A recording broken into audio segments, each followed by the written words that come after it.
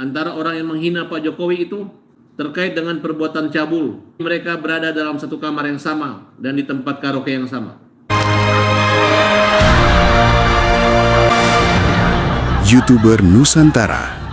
Iya. Gri, apa itu pembukaannya? Hai, Gri. Ngeri kali itu.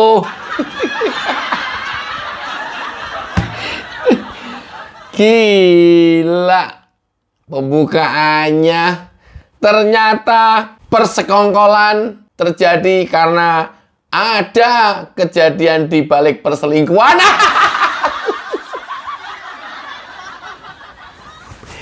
Ini bahasa umum, ini bahasa general. Di samping itu ada yang lebih ngeri lagi. Rismon setelah minta maaf ke Pak Jokowi, proses RJ dan menuju SP3. Rismon SP3, Gri. Makanya dengerin sampai tuntas. Tidak sesimpel dan semudah itu. Ada peristiwa besar di balik isu tuduhan ijazah palsu ini yang diskenariokan, yang dirancang, yang dibiayai oleh para bohir, dan nama-namanya itu semuanya diungkap oleh Rismon. Bahkan sampai perselingkuhan diungkap dengan gamblang dan terang benderang oleh Rismon. Ini yang diceritakan dalam pemberitaan ini adalah cerita Rismon tentang ini semuanya ke Farhad Abbas. Kemudian Farhad Abbas menceritakannya kepada kita semuanya. Udahlah, kalau udah Bang Farhad mah nggak peduli, buka semuanya pasti. Wong surat kematian Rismon aja tadinya kita nggak buka, nunggu penyidikan sama Bang Farhad, langsung dibuka di acara TV nasional. Keren, Bang. Bang Farhad, you are the best. Cuman gue lagi berpikir loh, Bang Farhad. Wah, Abang kan pengacara. Gimana nanti cara membuktikan tuduhan atau dugaan perselingkuhan itu nanti? Gimana? Apa memang sudah ada bukti video? Atau gimana? Nggak tahu. Apapun itu, kita simak dulu videonya. Adanya hubungan emosional antara orang yang menghina Pak Jokowi itu terkait dengan perbuatan cabul dan pengkhianatan kepada keluarga yang dilakukan oleh pengacara yang terkenal hebat, tapi memiliki rumah tangga, tapi mereka berada dalam satu kamar yang sama dan di tempat karaoke yang sama. Wait.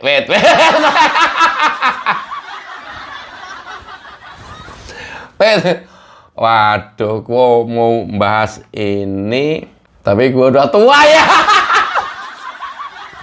Gak apa-apa, Gri. Kalau bahas soal-soal kayak begini kan, ini kan bukan hal yang tabu, tapi kan ini pendidikan, supaya kemudian tidak terjadi kepada yang lain. Oh iya, setuju. Keren lo, Gri. Enggak.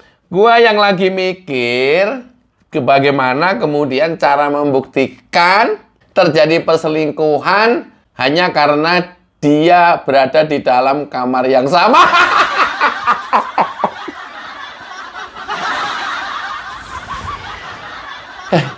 Tentu kan nggak ada CCTV, gimana cara buktiinnya? Atau ada yang ngintip lewat lubang kunci? Atau apa? Kan nggak mungkin ya, salah satu dari keduanya mungkin bercerita ke Rismon. Wah, gila Mon semalam, luar biasa. Gue ada ya.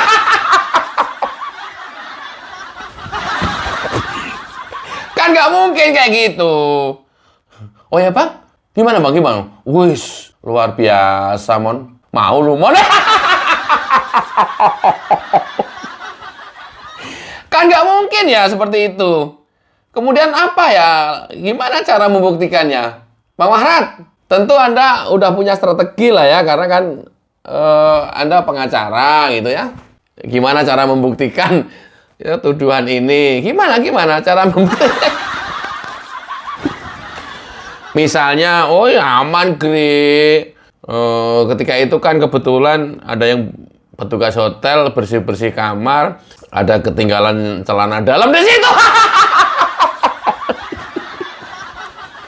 Misalnya, ini kan saya lagi berilusi gitu ya. Gimana ya cara membuktikannya gitu loh. Nah, itu saja kan belum cukup untuk bisa menjadi bukti. Nah, oh, ada lagi, Gri. Misalnya ini ya, ilusi gua ini ya. Kebetulan cleaning service atau romboi lagi bersih-bersih, lagi beresin kasur.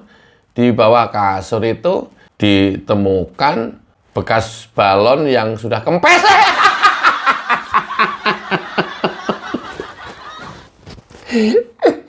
Misalnya, kan beberapa peristiwa kan seringkali kita mendapati itu gitu ya. Itu kan kita nggak pernah tahu. Cuman gue lagi berpikir aja gimana ya cara membuktikan kemudian di dalam kamar berdua dikatakan terjadi perselingkuhan.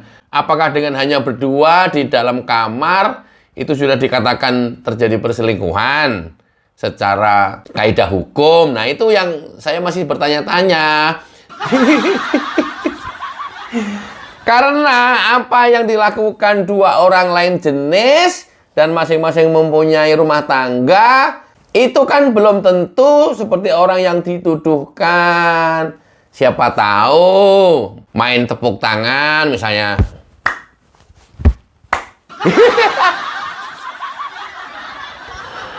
Misalnya, kan kita nggak pernah tahu. Atau main catur berdua di dalam kamar, atau halma, atau yang lainnya. Bola bekel, mungkin kan. Apakah itu kemudian bisa dikatakan perselingkuhan? Kan nggak juga. Banyak kegiatan dua orang lain jenis ketika berdua-duaan di dalam kamar. Ya, apa kemudian itu? Gimana? Bang, pembuktiannya gimana, Bang? Udah, Gri. Bilang aja, lu mau minta videonya kan?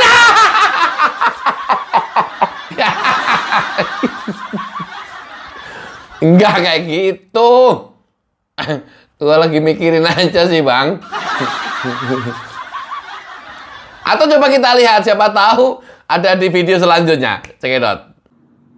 Mudah-mudahan polisi bisa menyidik ada hubungan apa mereka di sana. Karena menurut pengakuan dari Rizwan, pengacara tersebut yang inisialnya RH, dialah orang yang memaksakan Rizwan untuk mengatakan bahwa ijazah yang ditunjukkan pada gelar khusus itu tetap palsu. Oh, diduga klien sama pengacaranya yang berada di dalam satu kamar tersebut. Loh, ini kan menjadi keniscayaan, Bang. Ya, klien ketemu pengacaranya atau tersangka ketemu pengacaranya di dalam satu kamar hanya berdua. Pasti kan yang didiskusikan masalah-masalah kasus hukum yang sedang dihadapi, toh? Nggak mungkin di luar konteks itu. Itulah. Ya, misalnya gimana cara strateginya supaya bisa bebas gitu ya.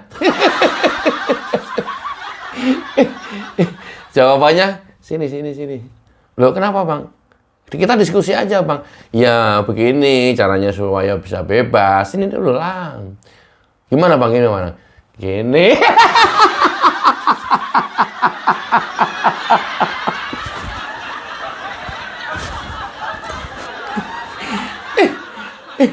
Ini aku nggak sebut nama, nggak sebut inisial ya. Saya nggak tahu, saya ikutin alur cerita Farhad Abbas aja ini. Bang, jangan begitu, kita profesional, Bang. Loh iya, kita mesti diskusikan, kasus ini berat. Kamu mau di penjara? Oh, nggak mau, Bang. Ya makanya sini. Ya.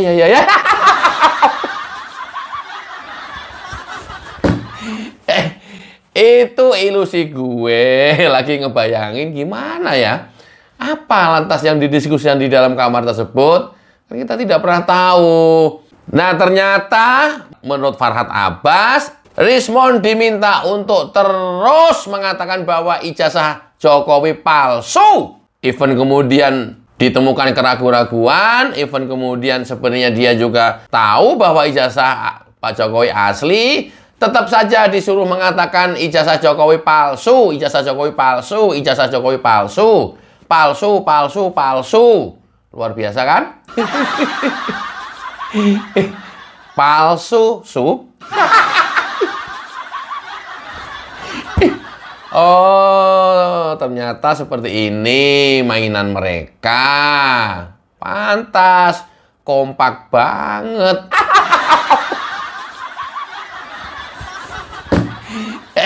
Pantas itu loh. Ya harus kompak, Gri. Antara klien, tersangka, dengan pengacara harus kompak. Kalau nggak kompak, terus gimana dong? Nggak, yang lagi gue bayangin justru yang terjadi di dalam atau di luar kamar, bukan hanya di dalam kamar. Apa, Gri?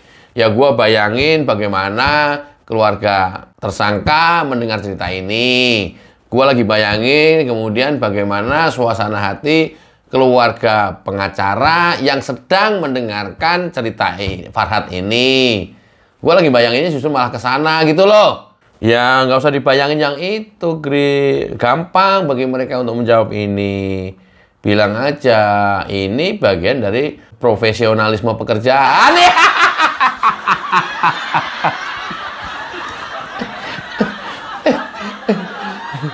Aduh. Begitu datang lagi gue bayangin lagi nih. Ayo, Bang. Ayo, Neng. Ya!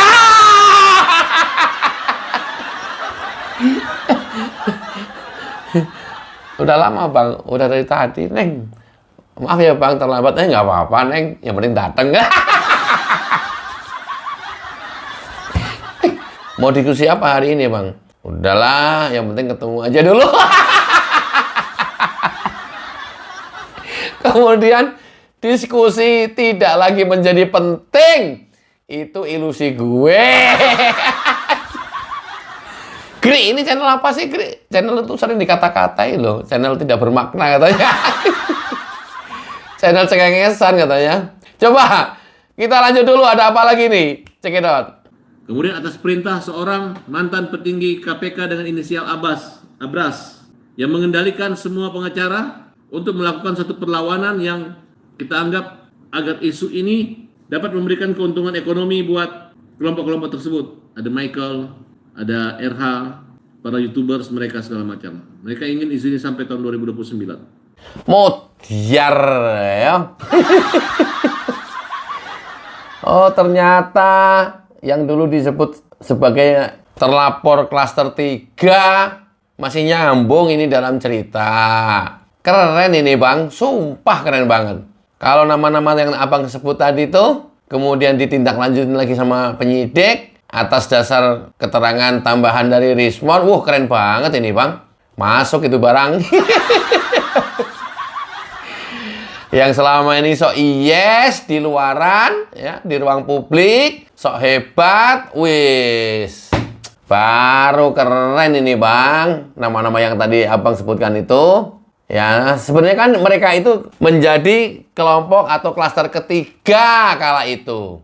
Tapi oleh penyidik, klaster 3 tidak ditetapkan menjadi tersangka, jadi hanya klaster 1 dan klaster 2. Apa itu? Klaster pengacara. Nah, klaster 2 adalah klaster ahli dan peneliti. Sementara klaster 3 yang tadi disampaikan oleh Farhad Abbas adalah klaster media atau konten kreator.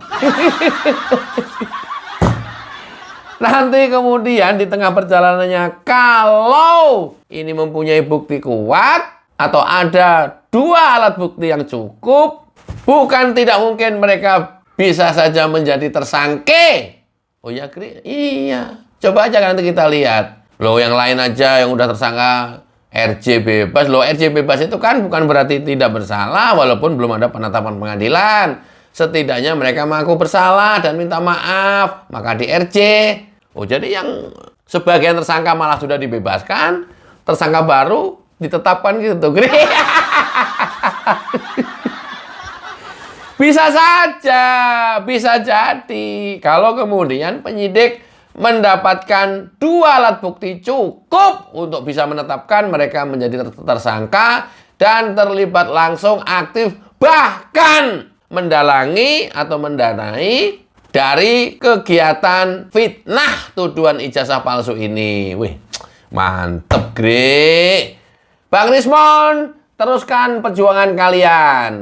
Buka semuanya supaya Rismon menjadi justice kolaborator. Kalau menjadi justice kolaborator, udah tentu itu akan meringankan hukuman kalian. Bahkan bisa jadi membebaskan. Oh ya, Kri, kita tunggu aja nanti. Atau mungkin Farhat Abbas sudah punya informasinya. Coba. Kemudian ada geng Makassar yang memang tergantung orang-orang dari Sulawesi Selatan. Ada jenderal berbintang 4, inisial SS. Kemudian ada juga partai politik dan tokoh-tokoh petinggi partai memang ada. Nah, kalau kaitan dengan Rismon, ada beberapa yang ketemu, ada juga yang tidak. Bahkan semua rekamannya ada. Gila. Jadi selama ini yang publik masih menduga-duga, lambat laun akan terkuak, terbuka semua fakta itu. Tadinya publik juga sudah tahu sebenarnya. Termasuk orang-orang yang dalam inisial atau dalam clue disampaikan oleh Farhat Abbas tadi itu sudah seringkali muncul di ruang publik. Tapi tentu sifatnya baru menduga-duga. Lambat laun ini akan menjadi fakta setelah kemudian nanti melalui proses penyidikan dan proses hukum di pengadilan. Ayo, come on. Kayak begini-gini dibersihkan ini dari negara ini nih. Ini yang bikin hiruk-pikuk terus-menerus negara ini nih. Memecah belah bangsa, mengacak-acak pemikiran masyarakat, membelok-belokkan akal sehat masyarakat. Ini luar biasa. Ini kejahatan yang terstruktur, bahkan boleh bisa dibilang jauh lebih berbahaya dari sekedar teroris. Ini harus diberantas oleh negara. Jangan dibiarkan saja. Ini politik yang udah benar-benar kotor. Kalau memang kemudian dugaan semua yang disampaikan Farhat Abbas itu nanti ada indikasi kuat dan ada cukup bukti untuk penyidik membuktikannya di pengadilan atau membawa kasus ini ke pengadilan. Wow. Jenderal bintang 4 SS ya, Pak Gri.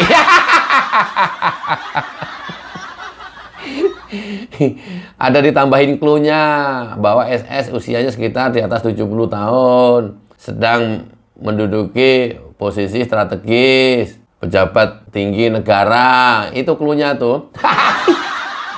Kalau gua mah udah tahu siapa SS. Siapa, Gri? Walah, SS. Itu SS. Maksud lu sambal sedap. Kalau SS ini sepak terjangnya sudah tidak bisa diragukan lagi, walaupun itu tentu semuanya masih dugaan. Sepak terjangnya ya masyarakat udah tahu sebenarnya. Cuma tentu kan lebih baik diam daripada kemudian menyampaikan informasi yang sifatnya masih menduga-duga. Gerakan-gerakannya pun sudah terbaca. Nah, kalau kemudian ini ada bukti yang dipegang oleh Rismon, baik bukti foto, pertemuan-pertemuan mereka, bukti rekaman, pembicaraan mereka, syukur-syukur. Wah, ini keren banget ini. Bang Rismon, oi, Mon, keren lu ternyata, Mon. Gre, masa Rismon lu bilang keren lu. Orang itu tidak selalu baik, orang tidak selalu buruk, orang tidak selalu benar, dan orang tidak selalu salah. Ada di dua sisi itu yang selalu ada dalam kehidupan kita. Rismon jelek, iya. Tidak baik, iya. Jahat, sangat jahat banget. Tapi tentu ada sisi baiknya. Apa ini? Mau mengungkap semuanya, mau menjadi restoratif justice, mau menjadi saksi, bahkan mau menjadi saksi ahli di persidangan. Mati semua kon. Kenapa mati? Karena sesungguhnya raja dari seluruh pelaku kejadian isu tuduhan ijazah palsu ini Rismon. Kalau sudah rajanya yang bilang, yang lain mau ngomong apa? Yang lain ini kan sebenarnya cuma ante-ante aja. kemudian rajanya sudah bilang dan sudah membuka semua tabir ini, antek-antek mampu apa? Coba kita lihat lagi. Jadi kita tunggu saja. Mudah-mudahan Rismon bisa menyampaikan dalam berita acara sebelum beliau di SP3 perkaranya, sehingga ini berlanjut. Bahwa perbuatan yang bermotif ekonomi yang dilakukan oleh tim mereka semua ini tentu ada dalangnya gitu. Dalangnya terungkap. Dan dalangnya dulu ada sudah menjadi tersangka tapi takut nangis, tapi ternyata masih menggunakan cara-cara kebencian dia terhadap Pak Jokowi. Inisial Abras tadi. Nah, lu ternyata informasi ini tentu harus dibuktikan nanti kelak di penyidikan atau di pengadilan. Mudah-mudahan yang tadinya nggak jadi tersangka atau batal menjadi tersangka dan bebas dengan kejadian ini menjadi tersangka. Luar biasa. Penyidik, salut gua. Lambat tapi meyakinkan. Ya, lambat tapi toh nanti akan tuntas juga. Manusia-manusia jahanam macam ini, kelompok-kelompok dajjal macam ini dibongkar dan diberantas habis sampai akar-akarnya. Jadi jangan hanya pelaku-pelakunya doang, kasihan. Bohir, penyandang dana, orang-orang yang sengaja membuat isu ini dan menciptakan isu ini. Siapa tadi, Gri? Itu tadi.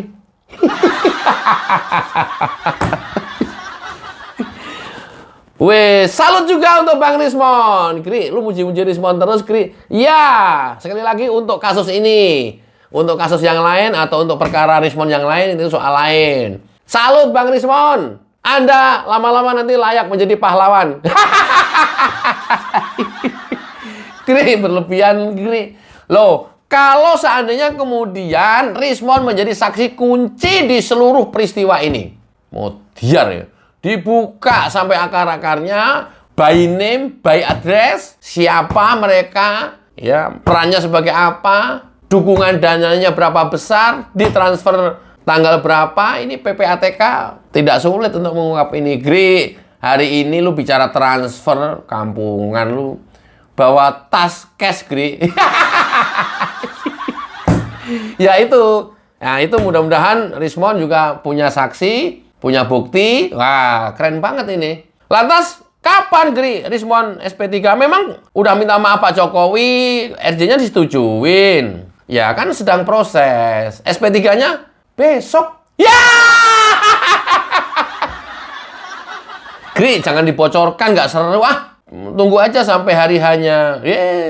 Nggak percaya. Maksudnya besok kapan? Besok Senin ini? Iya.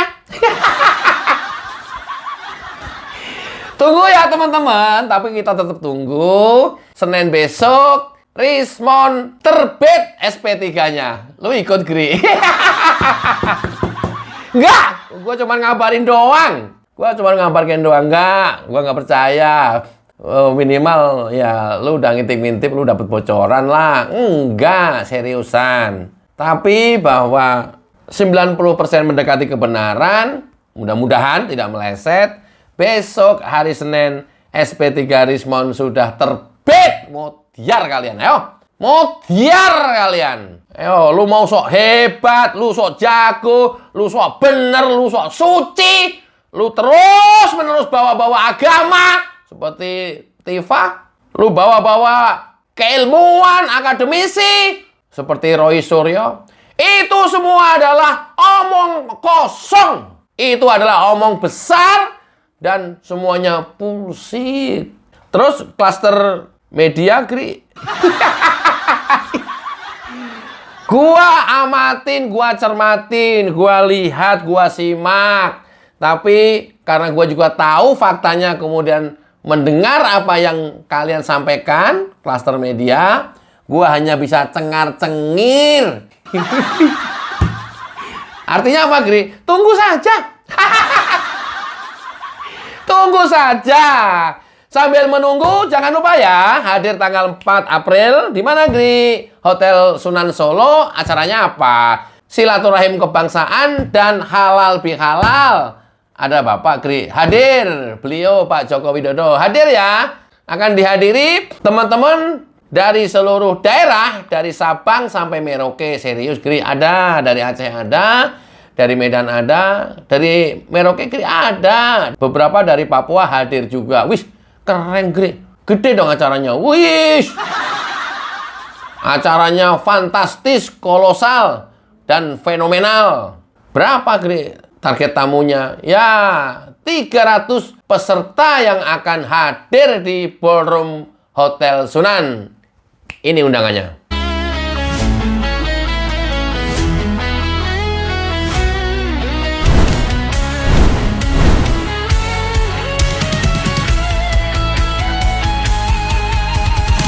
Dari utara sampai ke timur, suara jujur kini bergema. Bukan cuma cari viewers, tapi kebenaran yang utama. Melawan hoax dengan fakta, cerdaskan bangsa kan menjadi nyata. Satu nusa, satu bangsa, tak gentar terus berkabar untuk bangsa demi masa depan Indonesia. Kibarkan semangat, ayo maju, tapaki jalanku dengan ilmu. Yang negeri bersatu kita semakin teguh. YouTuber Nusantara maju.